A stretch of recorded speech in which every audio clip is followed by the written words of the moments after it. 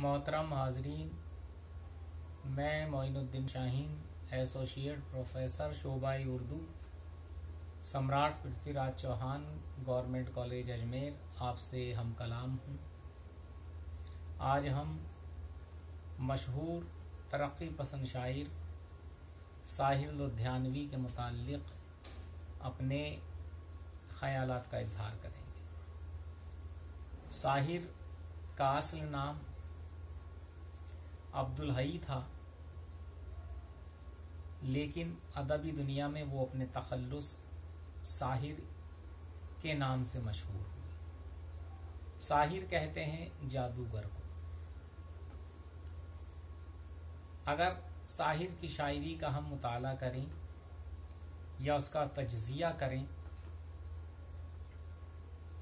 तो वो अपने तखल्लुस की रियायत से इसमें बामुसम्मा मालूम होते हैं।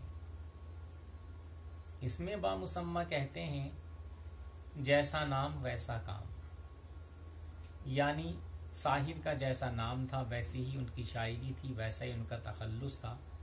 जब वो किसी मौजू पर शेर कहते थे, नज़्म लिखते थे, तो एक सहर अंगेज फजा हमवार हो जाती थी। लोग उनकी शायरी को शायरी नहीं बल्कि जादूगरी तस्लीम करते हैं। साहिर के जो मशहूर मजमुआ हाय कलाम शाये होकर मंजर आम पे आए, उनमें तलखियाँ, तन्हाइयाँ, इसी तरह से गीतों का मजमुआ गाता जाए बंजारा, आओ कि कोई ख्वाब बुने, ये वो मशहूर मजमुए हैं जिनका एक कुल्लियात भी मंजर आम पे आ चुका है। साहिर तरक्की पसंद तहरीक के तमाम उसूलों को मलहूज रखते हुए शायरी किया करते थे। वो तजरबाती शायरी को पसंद करते थे, यानी जिंदगी के तमाम तर तजर्बात, जिंदगी के तमाम तर उतार चढ़ाव, नशे व फराज उनकी शायरी का हिस्सा थे। उन्होंने 4 मिसरों में अपने इस अमल को इस तरह जाहिर किया है। दुनिया ने तजर्बात व हवादिस की शक्ल में जो कुछ मुझे दिया है वो लौटा रहा हूँ मैं। पहले तो ये 2 मिसरे आपकी खिदमत में पेश किए हैं मैंने, जिनका मतलब है कि जो दुनिया से मैंने लिया है वही लौटा रहा हूँ। लेकिन जिन 4 मिसरों की तरफ मैंने इशारा किया वो ये हैं, चंद कलियां निशात की चुनकर मुद्दतों महवे यास रहता हूँ, तेरा मिलना खुशी की बात सही, तुझसे मिलकर उदास रहता हूँ। साहिर ने गज़लें भी कही हैं और नज़में भी कही हैं, लेकिन उनकी मकबूलियत और शोहरत जितनी भी असनाफ में उन्होंने कलाम तख्लीक किया, उन सभी की बुनियाद पे कायम व दायम है। पंजाबी सिन्फ़ सुखन माहिया पर भी उन्होंने तबा आजमाई की है। बाज़ औक़ात उनकी नज़मों को देख के ऐसा लगता है कि साहिर ने हैयतों के साथ छेड़छाड़ करने का काम किया है। यानी एक नज्म रवां दवां तरीके से चल रही है, लेकिन वो कुछ मिसरे ऐसे लाके उनमें मोड़ दे देते हैं। कहीं उनकी नज्मों का बंद 9 मिसरों का हो रहा है, कहीं 4 बंद पे ही हो, कहीं 6 बंद पे ही हो रहा है। तो हैयत के एतबार से देखें तो वो बड़ी अटपटी सी लगती हैं नज़में, लेकिन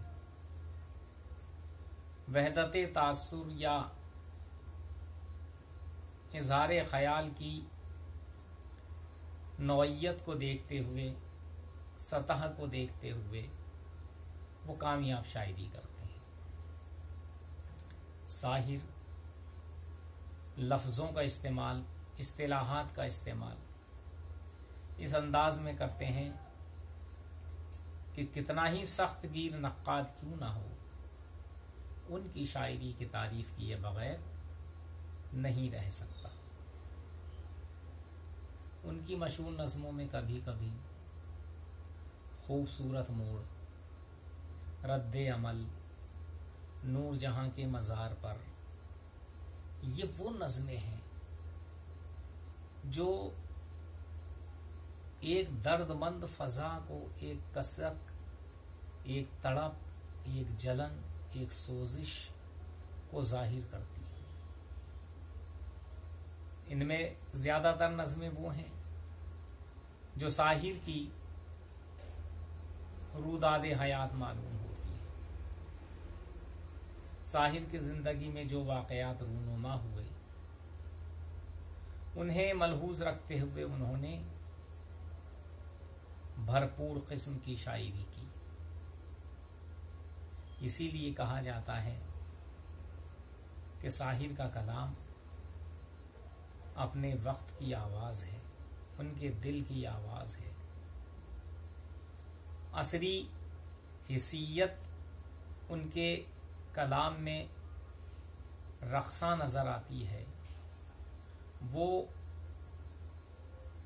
महज दिल बहलाने के लिए या वक्त गुजारी के लिए शेर नहीं कहते, बल्कि उनकी शायरी मकसदी शायरी है। अपनी शायरी के जरिए वो ऐसा पैगाम देना चाहते हैं, आवाम को झिझोड़ के रख देते हैं। एक उनकी नज्म है जो जंग बंदी के ताल्लुक से कही गई थी और जिसका उन्वान है ऐ शरीफ इंसानों। उस नज्म को देखिए, वो नज्म में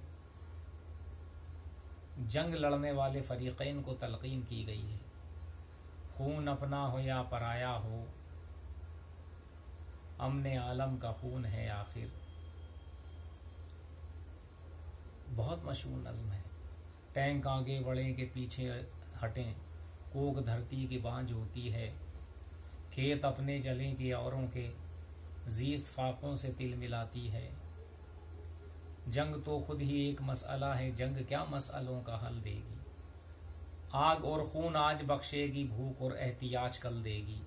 इसलिए ऐ शरीफ इंसानों, जंग टलती रहे तो अच्छा है।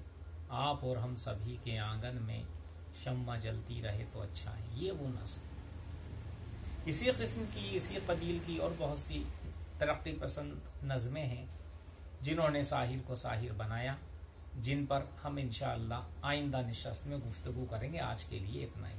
खुदा हाफिज।